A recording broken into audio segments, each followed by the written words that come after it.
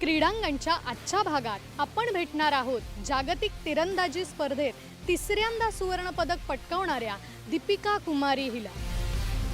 वयाच्या केवळ 18व्या वर्षी रिकर्व गटात वर्ल्ड चॅम्पियन हा किताब मिळवणाऱ्या दीपिका जागतिक क्रमवारीत अव्वल स्थानी आहेत। ब्रेक नंतर आपण आढावा घेऊया पिकल बॉल या नवीन क्रीडा प्रकाराचा, जो आता भारतात लोकप्रिय होऊ पाहतोय, आणि भेटूया जागतिक पिकल बॉल स्पर्धेत रौप्य पदक पटकावणाऱ्या मुंबईकर सुनील वालावलकर यांना।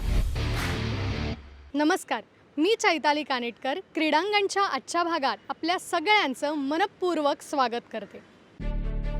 ग्वाटेमेला सिटी, अमेरिका इथं नुकतीच आर्चरी अर्थात तिरंदाजीची जागतिक स्पर्धा पार पडली। भारतीय तिरंदाजांनी या वर्ल्ड कपमध्ये 3 सुवर्ण आणि 1 कांस्य पदकासह सर्वोत्तम कामगिरीची नोंद करण्याचा पराक्रम केला आहे। जागतिक क्रमवारीत अव्वल स्थानी असलेल्या दीपिका कुमारीनं आणि तिचा पती अंतनु दास यांनी रिकर्व या वैयक्तिक प्रकारात 2 सुवर्ण पदकं पटकावली। वयाच्या केवळ 18व्या वर्षी वर्ल्ड चॅम्पियन हा किताब पटकावणाऱ्या दीपिकाचं हे तिसरं, तर अंतनु दासचं हे पहिलंच सुवर्ण पदक।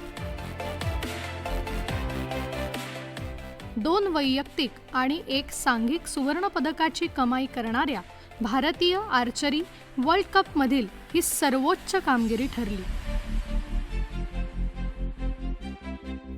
दीपिका, अंकिता भकट आणि कोमालिका बारी यांच्या भारतीय महिला संघानं सांघिक सुवर्ण पदकं जिंकले। 7 वर्षांनंतर भारतीय महिला संघाला वर्ल्ड कपमध्ये सुवर्ण पदक मिळालं। भारतीय संघानं अंतिम फेरीत मेक्सिकोवर 5-4 अशी मात केली। मिश्र सांघिक गटात अंतनु दास आणि अंकिता भकट यांनी यजमान अमेरिकेचा 6-2 असा फडशा पाडत कांस्य पदक निश्चित केलं। वैयक्तिक गटात अपने ऊपर है कि कौन किस हिसाब से कैसे मैच को लेता है। टीम में सबसे ज़्यादा इम्पोर्टेंट है टीम वर्क एंड उससे भी ज़्यादा इम्पोर्टेंट है कामनेस एंड कॉन्फिडेंट। बिकॉज आप जितना आपके अंदर टेंशन होती है, बट उस टेंशन से आप खेलोगे तो वो आपके परफॉर्मेंस में इफेक्ट पड़ेगा। बट आप उसी को ही नॉर्मल करके या फिर फ्री माइंड से एंजॉय करोगे तो वो मैच उतना ही ईजी हो जाएगा। सो यही कहूँगी कि हमारे टीम वर्क काफ़ी अच्छा हो रहा था और हम तीनों को एक दूसरे पे बहुत कॉन्फिडेंट था, इसलिए शायद हम बहुत अच्छा परफॉर्म कर पाए और उम्मीद करती हूँ आगे भी इसी बॉन्डिंग के साथ परफॉर्म कर पाएंगे। अंतिम फेरीत पहिल्याच सेटमध्ये दीपिकानं बुलजायचा भेद करत 10-10-9 असे 29 गुण मिळवले, तर मॅकेन्झीनं 27 गुण मिळवले।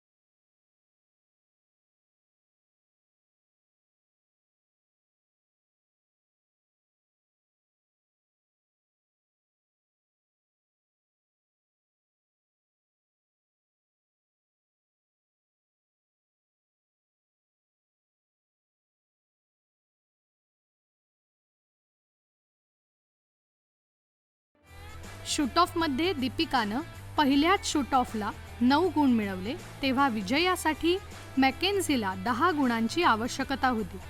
पण तिलाही शूट ऑफमध्ये 9 गुण मिळाले आणि सुवर्णपदकाची मानकरी ठरली दीपिका कुमारी. वर्ल्ड कपमधलं दीपिकाचं हे वैयक्तिक गटातलं 3रं सुवर्णपदक आहे. It's a long time I play in like in a box, and I'm still shivering. So it's feeling great. At the same time, feeling happy and feeling nervous. So. अतनु दासनं अंतिम फेरीत पोहोचण्यापूर्वी कॅनडाच्या एरिक पीटर्सवर 6-4 अशी, तर उपांत्य फेरीत मेक्सिकोच्या एंजल अल्वराडोवर 6-2 अशी मात केली. अंतिम फेरीत त्याचा प्रतिस्पर्धी होता अव्वल मानांकित खेळाडू आणि वर्ल्ड चॅम्पियन स्पेनचा डॅनियल क्रास्टो. मेरे टाइम ऐसा था कि दीपिका जीत चुकी थी, वुमेन्स टीम जीत चुका था, हम लोग मिक्स टीम जीत चुके थे और मेरा एक्चुअली मैच दोनों बाकी था, मतलब फर्स्ट सेमीफाइनल देन फाइनल. तो बातें भी होने लग गई थी कि हाँ, वर्ल्ड आर्चरी के प्रेसिडेंट भी दीपिका को बोले थे कि हाँ, तुमने अब अपने हस्बैंड के ऊपर प्रेशर डाल दिया. तो मुझे बताने का जरूरत नहीं, मैं ऑलरेडी प्रेशर लेके ही बैठा हुआ था. अतनुने देखील आपली सुरुवात बुलजायने केली, पण लगेचच क्रास्टोने देखील भेद करत 10 गुण मिळवले. पहिला सेट अतनुने 29-28 असा जिंकला. दुसरा सेट मात्र त्याने 26-28 असा गमावला. तर तिसरा सेट 29-27 असा. चौथ्या सेटमध्ये हवेचा अंदाज न आल्यानं डॅनियल क्रास्टो काहीसा मागे पडला आणि अतनु दास हा सेट 28-24 असा जिंकला. पाचव्या सेटमध्ये मात्र 10-10-10 असे बुलजायचे परफेक्ट भेद करत अतनुने आपल्या पहिल्याच सुवर्णपदकावर मोहर उमटवली. Feel amazing, you know, it's like dreams are coming true. I was working so long, you know, so for so many years, and now this is paying off. So this is my first title, so I'm very happy actually. World कपमधल्या भारताच्या या कामगिरीबाबत अधिक माहिती देत आहेत archery association of इंडियाचे secretary Pramod Chandurkar. भारतीय तिरंदाजी संघ येणाऱ्या ऑलिम्पिक्स करता फार जोराची तयारी रिकॉर मेन अँड वुमेन यांच्यातर्फे करून घेत आहे. भारताचा पुरुष संघ हा पहिल्यांदाच क्वालिफाय झाला आणि आता मात्र पुढच्या महिन्यात पॅरिसमध्ये होणाऱ्या जागतिक स्पर्धेमध्ये महिलांचा संघ सुद्धा क्वालिफाय होईल. त्यामध्ये दीपिका कुमारी ही क्वालिफाय झालेली आहे, पण संघ मात्र अजून क्वालिफाय व्हायचा आहे. संघाची तयारी ही पूर्णपणे आहे. आर्मी स्पोर्ट्स इन्स्टिट्यूट पुण्यामध्ये हे दोन्ही संघ मागील 2 वर्षापासून एक अथक प्रयास करत आहे. यांच्याकरता फिजिकल फिटनेस त्याचप्रमाणे मेंटल फिटनेस हा सुद्धा अतिशय महत्त्वाचा आणि त्याकरता सायकोलॉजिस्ट, फिजिओथेरपिस्ट, मॅसिवर्स या सर्वांची एक स्ट्रॉंग टीम तयार करून या संघाच्या मागे अथक प्रयास करत आहे. अतनु दास आणि दीपिका कुमारी नुकत्याच झालेल्या जागतिक स्पर्धेमध्ये त्यांनी अतिशय चांगली कामगिरी केलेली आहे आणि या कामगिरीवरून एक विश्वास वाटतो की येणाऱ्या टोकियो ऑलिम्पिक्समध्ये हे दोघंही जण चांगल्या पद्धतीनं कामगिरी करतील आणि त्यासोबत भारतीय जो संघ आहे तो सुद्धा अतिशय चांगली कामगिरी करत पदक प्राप्त करेल अशी आशा वाटते. हे होते प्रमोद चांदूरकर आणि त्यांनी सांगितल्याप्रमाणे भारतीय तिरंदाजांचे आता लक्ष आहे ते जपान इथं होणाऱ्या टोकियो ऑलिम्पिक. वेळ झाली एका छोट्याशा ब्रेकची. ब्रेकनंतर आपण जाणून घेऊया पिकल बॉल या क्रीडा प्रकाराविषयी. क्रीडांगण. ब्रेकनंतर आपल्या सगळ्यांचं मनपूर्वक स्वागत. फ्लोरिडा येथे रंगलेल्या बेनब्रिज कप स्पर्धेत 55 वर्षावरील दुहेरी गटात रौप्य पदक पटकावताना भारताचा तिरंगा अभिमानाने फडकावणारे अखिल भारतीय पिकलबॉल संघटनेचे संस्थापक सचिव सुनील वालावलकर आज आपल्यासोबत आहेत. बेनब्रिज कप स्पर्धेतील आपल्या कामगिरीविषयी आम्हाला निश्चितच ऐकायला आवडेल. ही बेनब्रिज कप टुर्नामेंट फ्लोरिडामधल्या डेटोना नावाच्या समुद्रकिनारी झाली. त्याला तिथे होली हिल्स असा तो तिकडला भाग आहे, त्या ठिकाणी ही 4 दिवस रंगली होती. मी ह्या स्पर्धेमध्ये माझ्याबरोबर कोणी भारतीय प्रतिनिधी नव्हता, मला भारतीय जोडीदार नव्हता. मी आपले तिथे एंट्री टाकली होती. 55 वर्ष वयोगटाच्या वरच्या जी वयोगट आहे त्याच्यासाठी डबल्समध्ये मी एंट्री टाकली होती. माझी स्पर्धा भाग घेतला होता, सहभागी झालो होतो. आणि त्यामुळे मला जो दुहेरीसाठी जो पार्टनर होता तो तिथला मायकल कोपले नावाचा एक 70 वर्षीय टेनिसपटू मला मिळाला. आणि कसं म्हणजे आम्ही आधी काही प्रॅक्टिस करण्याची शक्यताच नव्हती. एक दिवस आधी प्रॅक्टिस केली आणि प्रत्यक्ष आम्ही त्या स्पर्धेमध्ये उतरलो. लीग स्पर्धा होती, म्हणजे एका आमच्या संघाला 4 सामने खेळायचे होते. त्या क्वालिफाईंग राऊंडमध्ये मी 4 सामन्यापैकी 2 जिंकलो, 2 हरलो. त्यामुळे आम्ही सेमीमध्ये आलो होतो. आणि सेमीमधल्या जी आमची ही होती सामना होता तो एका इटलीमधल्या प्रतिस्पर्ध्यांबरोबर होता. ते फारच चांगले आक्रमक खेळत होते आणि तो सामना इतका रंगतदार झाला. 3 सेटमध्ये तो सामना सगळा गेला आणि अत्यंत चुरशीच्या म्हणतात ना अतितटीने तो रंगवला आणि रंगला गेला. आजूबाजूला त्यावेळेला आमच्या प्रेक्षकसुद्धा ते जमा झाले होते आणि सुदैवाने तो सामना आम्ही जिंकला. त्यामुळे आम्ही फायनलमध्ये गेलो. आणि फायनलमध्ये मात्र आमची गाठ एका अत्यंत बलाढ्य अशा संघाबरोबर होती की ज्यांनी आमचा म्हणजे 2 सेटमध्येच आमचा पराभव झाला त्या ठिकाणी. पण चांगल्या पद्धतीने आम्ही त्यांना एक प्रत्युत्तर दिलं. वयाने पण तशी तुलनेने ती 50 वर्षीय जोडी होती आणि आमची जोडी वयाच्या दृष्टीने थोडीशी कमजोर वाटली. त्यामुळे आम्ही फायनलमध्ये हरलो आणि फायनलमध्ये हरल्याबद्दलचं एक रौप्य पदकावरती समाधान मानून मी भारतात परत आलो असं मला वाटतं. पण मी खरं सांगू का, मला ह्या पदकाचा अभिमान काय आहे किंवा आनंद काय आहे, अभिमान म्हणण्यापेक्षा मला हे पदक मी हे भारतीय खेळाडूंना समर्पित केलं. कारण माझ्यासारखा 57 वर्षीय जर खेळाडू एखादं आंतरराष्ट्रीय स्पर्धेत भाग मिळवू शकतो तर मला हे दाखवून द्यायचं आहे की भारतातल्या कुठल्याही उदयोन्मुख नवीन खेळाडूला सुद्धा पदक मिळण्याची शक्यता आहे. आणि त्यामुळे मला हे पदक मी हे आमच्या सर्व भारतीय खेळाडूंना समर्पित केलं आहे. त्या दृष्टीने मला ह्या पदकाचं मौल किंवा मला हे मौल्यवान वाटतं आहे असं मला वाटतं आहे सांगायला. 7 एप्रिल ते 11 एप्रिल या दरम्यान पार पडलेल्या फ्लोरिडा येथे रंगलेल्या बेनब्रिज कप स्पर्धेचे नेमके वैशिष्ट्य कोणते होते? बेनब्रिज कप या टुर्नामेंटचं वैशिष्ट्य सांगण्याआधी बेनब्रिज ह्या शहराबद्दल मी थोडं सांगतो.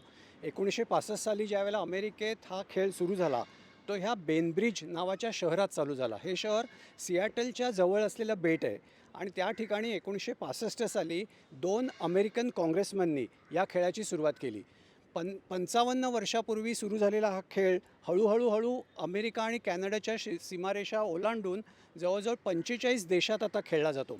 आणि ह्या बेनब्रिज ह्या शहराला मानवंदना देण्यासाठी म्हणून 5 वर्षापूर्वी बेनब्रिज कप टुर्नामेंट अशी सुरुवात झाली. त्याची सुरुवातीला इटलीमध्ये झाली, त्यानंतर स्पेनमध्ये झाली, त्यानंतर जर्मनीमध्ये झाली, इंग्लंडमध्ये झाली आणि ह्यावेळेचा म्हणजे 2021ची जी टुर्नामेंट आहे ती पहिल्यांदी अमेरिकेत झाली. हे या बेनब्रिज कप टुर्नामेंटचं वैशिष्ट्य आहे. यावर्षीच्या 2021 म्हणजे कोरोना होता तरीसुद्धा अमेरिकेतली केवळ जवळजवळ 600 ॲथलीट्स म्हणजे खेळाडूंनी, महिला आणि पुरुषांनी मिळून 600च्या वर खेळाडूंनी याच्यात सहभागी घेतला होता. आणि 3-4 दिवस रंगलेली स्पर्धेमध्ये मला सहभागी होण्याची संधी मिळाली. हे यावेळेचं वैशिष्ट्य वाटतं. अरे वा, फारच छान माहिती आपल्याला सरांनी दिली. बेनब्रिज येथे झालेली ही जी स्पर्धा होती त्याचा विचार करता या खेळाची भारताची परिस्थिती काय आहे तर याचा आपण आढावा घेऊया. हा खेळ जर बघितला, पिकलबॉल हा खेळ मी 1999 साली कॅनडामध्ये असताना बघितला होता आणि 99 नंतर मी ज्यावेळेला भारतात आलो त्यावेळेला संपूर्ण विसरून गेलो होतो. पुन्हा 2006 साली मला अमेरिकेत जायची संधी मिळाली. तिथे मला लक्षात आलं की टेनिस आणि पिकलबॉल यामध्ये प्रचंड साम्य आहे. आणि म्हणून 2006 सालापासून मी आणि माझ्या सहकारी मित्रांनी मिळून 2006 ते आत्तापर्यंत पिकलबॉल खेळाचा प्रसार करायचा आम्ही ठरवलं. त्याच्यासाठी आम्ही अखिल भारतीय पिकलबॉल संघटना म्हणजे all India pickleball association AIPA अशा नावाची संघटना स्थापन केली. गावागावात तालुका पातळीवरती जिल्ह्याच्या पातळीवरती आम्ही त्याचे संघ बांधले, त्याच्या संघटना बांधल्या आणि विविध टुर्नामेंट्स, सेमिनार्स, वर्कशॉप्स असं करत करत आज 15 राज्यामध्ये, भारतातल्या 15 राज्यामध्ये म्हणजे सिक्कीमपासून तामिळनाडूपर्यंत आणि तिथे राजस्थानपासून मध्य प्रदेश आणि या सगळ्या भागामध्ये आणि महाराष्ट्रात अर्थात महाराष्ट्रातल्या केवळ जवळजवळ आता नाही म्हटलं तरी 15 जिल्ह्यांमध्ये हा खेळ उत्तमपणे चालला जातो. माझ्या घरातूनच सुरुवात केलेला हा खेळ होता. म्हणजे मी आणि माझी मुलगी आणि माझी पुतणी आम्ही 2006 साली ह्या खेळाला सुरुवात केली आणि आज मला सांगायला आनंद वाटतो की किमान 3000 खेळाडू आज या खेळाचा आनंद घेत आहेत आणि किमान लाखभर लोकांच्या वरती ह्या खेळाचा प्रसार झालेला आहे. सोशल माध्यमांच्यामधून आणि आपल्यासारख्या सर्व माध्यमांच्यामधून किमान 1 लाख लोकांना आज माहिती आहे पिकलबॉल नावाचा खेळ काय आहे तो आणि 3000 प्रत्यक्ष खेळाडू आज खेळत आहेत. सरांनी आत्ता सांगितल्याप्रमाणे जवळजवळ 15 राज्यांमध्ये हा खेळ आता लोकप्रिय झाला आहे. पण हा प्रचार प्रसार करताना नेमक्या कोणत्या अडचणींचा सामना करायला लागला? अगदी योग्य प्रश्न आहे आणि खरोखर हा अडचणीचा आणि संघर्षपूर्णच हा सगळा काळ होता. कारण आपल्याला माहिती आहे की भारतामध्ये क्रिकेट हा आपला एक धर्म आहे खेळाच्या दृष्टीने आणि त्यावेळेला पिकलबॉलसारखा अत्यंत नवखा खेळ इथे रुजवण्याचं जे काम होतं ते कठीण होतं. पिकलबॉल म्हणजे काय इथपासून सगळ्यांना सुरुवात करावी लागत होती की पिकलबॉल म्हणजे लोणच्याचा काही संबंध नाही, स्वयंपाकाचा काही संबंध नाही, हा एक शारीरिक तंदुरुस्तीचा खेळ आहे की जो रॅकेट आणि बॉलने खेळला जातो. त्यामुळे पिकलबॉल म्हणजे काय हे सांगण्यापासून सुरुवात करून प्रत्यक्ष त्याची साधनं उपलब्ध करून देण्यापासून ते त्याची कोर्ट म्हणजे त्याचे जे काही मैदान असतं ते तयार करण्यापर्यंत मेहनत होती. पण सुदैवानं मी सांगतो अनेक क्रीडातज्ञांनी, माध्यमांनी, अनेक संघटनांनी आणि NSS, NCC सारख्या युवा संघटनांनी यामध्ये आम्हाला प्रचंड पाठबळ आणि पाठिंबा दिला. त्यामुळे तो 2006-07 पासून चालू झालेला खेळ आज 3000 खेळाडूंपर्यंत खेळला जातो. त्यामुळे जसं हे माझं एकट्याचं श्रेय आहे तसंच माझ्याबरोबर ह्या सगळ्या सहकाऱ्यांचं सुद्धा त्याच्यात श्रेय आहे. अगदी विशेष उल्लेख करावा असा वाटतो म्हणजे आपल्या सगळ्यांना सुपरिचित असलेले एक क्रीडा संघटक श्री अरविंददादा प्रभू विलेपार्ले इथले, त्यांचा यामध्ये सगळ्यात मोठा सहभाग आहे. गेले 4-5 वर्षापासून ते आपल्याला संपूर्ण समर्थन आणि पाठबळ देत आहेत. त्यांच्यामुळे आज अनेक खेळाडूंना शिष्यवृत्ती मिळालेली आहे, अनेक वर्कशॉप्स इथे झालेली आहेत, अनेक विद्यार्थी, अनेक खेळाडू याचे अनेक स्पर्धांमधून भाग घेतात. ह्या सगळ्या गोष्टीला जे आर्थिक आणि नियोजनाची पाठबळ लागतं ते अरविंददादा प्रभूंसारख्यांनी उपलब्ध करून दिलं आहे. त्यामुळे अगदी नवख्या खेळाडूपासून ते अरविंददादा प्रभू इथपर्यंत सगळ्यांनी याच्यात मदत केल्यामुळे हे जे अडथळे होते तुम्ही जे म्हणताय ते अडथळे मी पार करण्यात यशस्वी झालो आहे. मिनी टेनिस असं या खेळाचं वर्णन केलं जातं. तर भविष्यामध्ये हा खेळ खेळणाऱ्या खेळाडूंना कशा कशा संधी उपलब्ध होऊ शकतात? खरं आहे, जसं मी म्हटलं तसं ह्या खेळाचा जो काही इतिहास आहे तो इनमीन 13 वर्षाचा आहे. या 13 वर्षाच्या तुलनेत जे टेनिस, क्रिकेट, फुटबॉल यांना 100, 150, 300 वर्षाची मोठी परंपरा आहे, गौरवशाली परंपरा आहे. साहजिकच या खेळांमध्ये म्हणजे ह्या टेनिस, क्रिकेट या खेळांमध्ये तुफान स्पर्धा आहे. किमान लाख लोक खेळत आहेत देशभरामधली. त्याच्या तुलनेत पिकलबॉलसारखा खेळ अतिशय नवखा आहे. त्यामुळे या खेळात येणाऱ्या खेळाडूंचं भवितव्य उज्ज्वल आहे कारण हा खेळ एक आंतरराष्ट्रीय स्तरावरती झपाट्याने लोकप्रिय होतो आहे. त्यामुळे जसं आता अमेरिकेचं जर उदाहरण घेतलं, मी आता अमेरिकेत जाऊन आलो होतो, कॅनडात मी ती परिस्थिती बघितली आहे की 3 लाखाच्या वरती खेळाडू खेळत आहेत आणि त्या सगळ्यांच्या तुलनेत भारतातील खेळाडूंचा स्तर एवढा उंच आहे की भारतातल्या खेळाडूंना आंतरराष्ट्रीय स्तरावरती चमकण्याची संधी पिकलबॉलमधून मिळेल एवढी मला नक्की खात्री आहे. त्यामुळे पिकलबॉल हा खेळ जसा तब्येतीसाठी, तंदुरुस्तीसाठी, विरंगुळ्यासाठी चांगला आहे तसाच पिकलबॉलमधून नवख्या उदयनमुख खेळाडूंचं करिअर निश्चितच साकारेल असा मला विश्वास वाटतो. या खेळातून जसे खेळाडू तयार होतील, कोचेस, रेफरीज, स्कोरर अनेक सगळ्या त्या खेळाशी संबंधित असलेले घटक यामध्ये विकसित होणार आहेत. त्यामुळे नुसता खेळ खेळाडूंसाठीच नसून अन्यच कोर्ट तयार करणारी लोकं, पिकल बॉलसाठी कोर्ट तयार करणारी लोकं, त्याची पॅडल्स तयार करणारी माणसं, अशा अनेक पद्धतीने पिकल बॉलच्या संधी आहेत. आणि एक महत्त्वाचं मी तुम्हाला याच्यात सांगतो, पिकल बॉल आणि टुरिझम, पिकल बॉल आणि पर्यटन याचासुद्धा एक घट्ट नातं आहे. अमेरिकेमध्ये पिकल बॉल टुरिझम असा एक मोठा एक सेक्शन उभा राहिलेला आहे की ज्यामध्ये लोकांना पिकल बॉल खेळायचं असतं आणि पर्यटन करायचं असतं. आज तीच संधी आपल्या इकडच्या पर्यटन क्षेत्रासाठी उपलब्ध आहे. जर तुमच्याकडे काही रिसॉर्ट्स असतील, राहण्याच्या खाण्यापिण्याच्या सोयी असतील, एक स्विमिंग पूल असेल आणि एखादा बाजूला पिकल बॉलचं एखादं कोर्ट असेल, तर माझी खात्री आहे परदेशातील अनेक खेळाडू पैसे देऊन भारतातल्या पिकल बॉल सेंटर्सवरती, रिसॉर्ट्सवरती येतील. त्या निमित्ताने आपल्या भारतीय पर्यटन क्षेत्राला एक नव्या आयाम मिळेल, एक नवीन चालना मिळेल आणि हे सगळं पिकल बॉल भारतामध्ये सुरू झाल्यामुळे हे शक्य झालेलं आहे. या खेळाविषयी इतकी सुंदर आणि वैशिष्ट्यपूर्ण माहिती आपल्याला आपल्या क्रीडा तज्ज्ञाने दिली. पण पिकल बॉल हा खेळ नेमका कोणत्या साहित्याने खेळला जातो? पिकल बॉल हा खेळ रॅकेट आणि बॉलचा खेळ आहे. आमच्या या खेळामध्ये म्हणजे पिकल बॉलच्या खेळामध्ये रॅकेटला आम्ही पॅडल म्हणतो. पॅडल म्हणजे जसं ते कोळी लोकांचं जे हे असं वलवण्याचं त्या शेपमधला हा उपकरण असल्यामुळे ह्याला आम्ही पॅडल म्हणतो. आणि हा असा पोकळ प्लॅस्टिकचा चेंडू असतो. हे पॅडल लाकडी पॅडल पण बनवू शकतात किंवा कंपोजिट पॅडल बनवू शकतात किंवा अनेक वेगवेगळ्या पद्धतीने बनवू शकतात. पण वजनाला हलकं असतं, पण अतिशय टफ असतं. ह्याच्यावरचा जो आघात असतो तो खूप स्टर्डी असतो. आणि हा प्लॅस्टिकचा जवळजवळ एक 40 किंवा 26 छिद्र असलेला हा पोकळ प्लॅस्टिकचा चेंडू याने तो खेळला जातो. एकेरी किंवा दुहेरी पद्धतीने खेळतात, म्हणजे सिंगल्स किंवा डबल्स. आणि मधली जी जाळी असते त्याला नेट असतं, आम्ही नेट म्हणतो, ते 3 फुटावरती ठेवलं जातं. आणि या खेळाचं जे क्रीडांगण ज्याला कोर्ट म्हणतो ते 20x44, म्हणजे बॅडमिंटनचं डबल्सचं कोर्ट ते याचं कोर्ट. आणि अशा पद्धतीची ह्याची पॅडल आणि हा चेंडू या पद्धतीने एकेरी किंवा दुहेरी तुम्ही खेळत राहाल तर तासनतास तुम्हाला हा खेळाचा आनंद घेता येईल. न दमता, न कुठे इजा होता, दुखापत न होता, तंदुरुस्ती देऊन. आणि दुसऱ्याचं वैशिष्ट्य काय माहिती आहे, हा खेळ केवळ 2 तासात कोणालाही शिकता येणार. अवघ्या 2 तासात जर हे रॅकेट आणि बॉल तुमच्या हातात मिळालं तर तुम्ही ताबडतोबीने खेळायला सुरुवात करणार. 2 तास शिकायला तुम्हाला मिळणार, पण प्रावीण्य जर मिळवायचं असेल, याच्यात जर चॅम्पियन व्हायचं असेल तर मात्र यामध्ये प्रॅक्टिस करावी लागेल. असा हा खेळ आहे. पिकल बॉल इतका सुंदर खेळ, व्यायाम त्याचबरोबर मनोरंजन याचा सुंदर मेळ आपल्याला या खेळात बघायला मिळतो. सुनीलजींनी आज आपल्याला खूप छान या खेळाची माहिती दिली, तेव्हा मी त्यांचे कार्यक्रमात मनपूर्वक आभार मानते. श्रोते हो, वेळ झाली आहे आणखीन एका ब्रेकची.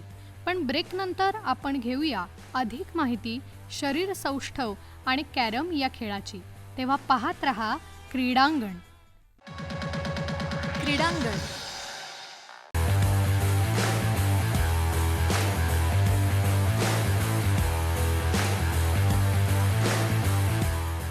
पिकल बॉलकडून आपण वळूया बॉडी बिल्डिंग अर्थात शरीर सौष्ठव या खेळाकडे.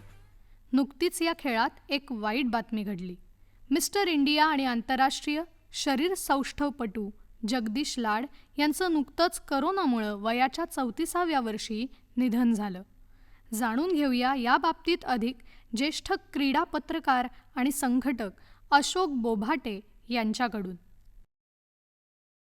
वयाच्या 18व्या वर्षी जगदीशने व्यायामाला सुरुवात केली आणि हा म्हणता म्हणता त्याने नवी मुंबई श्री, नवी मुंबई महापौर श्री असे किताब त्याने खिशात टाकत असतानाच महाराष्ट्रश्री आणि भारतश्री या स्पर्धेतही त्याने साधारणपणे 90 किलो वजनी गटात सुवर्ण पदकं जिंकली. सतत 3 वर्ष तो महाराष्ट्रश्री आणि भारतश्री या दोन्ही स्पर्धेमध्ये तो पहिल्या क्रमांकावर राहिला. त्यानंतर 2014 साली मुंबईत एक जागतिक दर्जाची शरीर सौष्ठव स्पर्धा झाली, आंतरराष्ट्रीय स्पर्धा आपण त्याला पाहिजे तर म्हणूया. त्या स्पर्धेत देखील त्याने आपल्या गटामध्ये ठसा उमटवला. त्या गटात त्याला उपविजेतेपदावर समाधान मानावं लागलं. पण तरी पण ठीक आहे, सुरुवात होती, तो नावमेद झाला नाही. पुन्हा 2015 साली तशाच स्वरूपाची स्पर्धा ही बँकॉक येथे झाली आणि त्याही स्पर्धेत त्याला परत उपविजेतेपदावर समाधान मानावं लागलं. गंमत अशी की बरेचदा खेळाडू अशा एखाद्या घटनेने नाराज होतात, परंतु जगदीश हा त्यापैकी नव्हता. दोन्ही स्पर्धेमध्ये उपविजेतेपद मिळवूनसुद्धा तो नाराज झाला नाही आणि त्याचं कारणही त्याला माहीत होतं, कारण त्याच्या गटामध्ये त्याच्याच ताकदीचे किंवा त्याच्याहीपेक्षा थोडेसे काकणभर सरस असणारे शरीर सौष्ठवपटू त्या गटात होते आणि त्यामुळेच त्याला त्या गटामध्ये पदावर समाधान मानावं लागलं. पण तरीही त्याने जिद्द सोडली नाही. त्याचं म्हणणं एकच होतं की बचेंगे तो और भी लढेंगे, आणि त्या जिद्दीनेच तो या खेळामध्ये उतरला होता. आणि अचानकपणे काल त्याच्या बाबतीत ही दुःखद घटना घडली. विशेष म्हणजे योग्य आहार घेणं आणि नियमितपणे आपला जो काही फिटनेससाठी व्यायाम चालू केलेला असेल किंवा कोणी योगा करत असतील तर तो आपण जरूर त्याप्रमाणे चालू ठेवा आणि मनात अजिबात भीती न बाळगता आपण पुढे जाऊया. शेवटी आपल्याला असं म्हणावं लागेल या ठिकाणी की काळजी तर घ्यायचीच आहे, पण भीती मात्र बाळगायची नाही, एवढं मात्र नक्की. क्रीडा रसिक हो, आणखी एक बातमी नुकतीच आपण वाचली असेल किंवा ऐकली असेल, ती म्हणजे कोरोनाच्या काळात कॅरम बोर्डाचा खप वाढलाय. अर्थात कॅरमपटूंसाठी आणि कॅरम संघटनेसाठी ही एक चांगली गोष्ट आहे, कारण त्यामुळे कॅरम या क्रीडा प्रकाराचा प्रचार आणि प्रसारही होत आहे आणि महाराष्ट्र कॅरम संघटना या बाबतीत खूप प्रयत्नशील आहे. नुकतेच त्यांनी एक ॲपसुद्धा डेव्हलप केलं आहे. ऐकूयात याबद्दल अधिक महाराष्ट्र कॅरम संघटनेचे उपाध्यक्ष अरुण केदारे यांच्याकडून. महाराष्ट्र कॅरम असोसिएशनच्या वतीने कॅरमच्या प्रचार आणि प्रसारासाठी महाराष्ट्र कॅरम असोसिएशन प्रयत्नशील आहे. 2013 साली आपण महाराष्ट्र कॅरम असोसिएशनची वेबसाईट सुरू केली, त्यानंतर यूट्यूब चॅनल सुरू केलं आणि या यूट्यूब चॅनलच्या माध्यमातून जवळपास 1500पेक्षाही जास्त सामने आज आपल्या क्रीडा आणि क्रीडा रसिकांसाठी यूट्यूब चॅनलवर उपलब्ध आहेत. लाईव्ह सामने सुद्धा आपण या चॅनलच्या माध्यमातून दाखवलेत. त्याचप्रमाणे ट्विटर, इंस्टाग्राम, फेसबुकच्या माध्यमातूनही आपण प्रसार करत आहोत. 3 वर्षापूर्वी महाराष्ट्र कॅरम असोसिएशनच्या ॲपची निर्मिती आपण केली आणि आज आपण MCA कॅरम स्कोरबोर्ड या ॲपची निर्मिती केलेली आहे. हे साधारणपणे ॲप कशा प्रकारे असेल ते मी तुम्हाला दाखवतो. प्ले स्टोअरवर जाऊन तुम्ही हे अँड्रॉइड फोनवरती ॲप जे आहे ते तुम्ही डाउनलोड करू शकता. डाउनलोड केल्याच्या नंतर जेव्हा ते ओपन होईल त्यावेळेला अशा प्रकारे ते दिसेल. या ठिकाणी सेट आहे, स्कोर आहे, बोर्ड नंबर आहे, स्कोर आहे आणि पुन्हा सेट आहे. तुम्ही स्लाइड करून हे वापरू शकता. स्कोर कमी जास्त करू शकता. बोर्ड नंबर इथे आहेत, पुन्हा इथे स्कोर आहे आणि इथे सेट असं ऑप्शन असून या स्कोर बोर्डवरती त्या खेळाडूंची नावं देण्याची पण सोय उपलब्ध करून दिलेली आहे. मी या व्हिडिओच्या माध्यमातून सर्व कॅरम रसिकांना, क्रीडा रसिकांना विनंती करतो की या ॲपची जी निर्मिती आहे त्याची माहिती आपण जास्तीत जास्त क्रीडा रसिकांपर्यंत आणि कॅरम रसिकांपर्यंत पोहोचवावी. कारण महाराष्ट्र कॅरम असोसिएशन ही पहिली असोसिएशन आहे ज्याने अशा प्रकारच्या ॲपची निर्मिती केलेली आहे. खेळाच्या प्रचार आणि प्रसारासाठी आपल्या सर्वांची मदत महाराष्ट्र कॅरम असोसिएशनला आणि कॅरम खेळायला अपेक्षित आहे. धन्यवाद. जय हिंद, जय महाराष्ट्र आणि जय कॅरम. क्रीडा रसिक हो, क्रीडांगणच्या आजच्या भागात आपली रजा घेते. पुन्हा भेटूया पुढल्या रविवारी आपल्या लाडक्या कार्यक्रमात क्रीडांगण.